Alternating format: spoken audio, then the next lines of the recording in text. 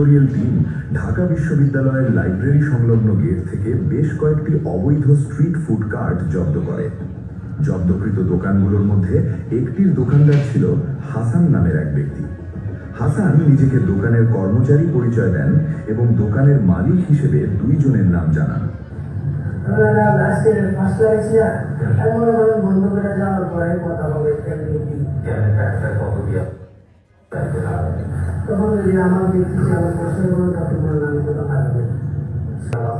তারা হলেন বিজয় ৭১ হলের ২০২২-২৩ সেশনের শিক্ষার্থী ও হল ছাত্রদলের যুগ্ম আহ্বায়ক সৈয়দ হাসান সাদ এবং অন্যজন জহুরুল হক হলের ২০২২-২৩ সেশনের শিক্ষার্থী আবিদ আবদুল্লাহ। তিনি উমামার প্যানেল থেকে ডাকসু নির্বাচন করেন এবং ছাত্রদলের সাথে তার রয়েছে ঘনিষ্ঠ সম্পর্ক। এই দুজনের সাথে যোগাযোগ করা হলে তারা দোকানটি নিজেদের বলে দাবি করেন। অল্প সময়ের মধ্যেই আবিদ আবদুল্লাহ ডাকসু কার্যালয়ে উপস্থিত হন বিষয়টির সমাধানের উদ্দেশ্যে।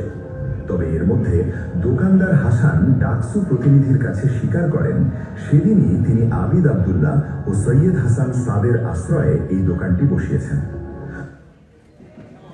আমি একটু পজ করে ভিডিওটা দেখাবো। এইখানে ঢাকা বিশ্ববিদ্যালয় এই দেশের সর্বোচ্চ বিদ্যাপীঠ, জ্ঞান, রাজনীতি আর প্রতিবাদের প্রতীক।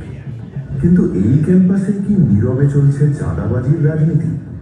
আজ আমরা জানব তথ্য ফাঁসের অভিযোগ এনে কিভাবে আগুনে পুড়িয়ে দেওয়া হলো একটি দোকান। ঘটনার সূত্রপাত ২১ ডিসেম্বর ২০২৫। ডাকসু সদস্য সর্বমিত্র চাকমা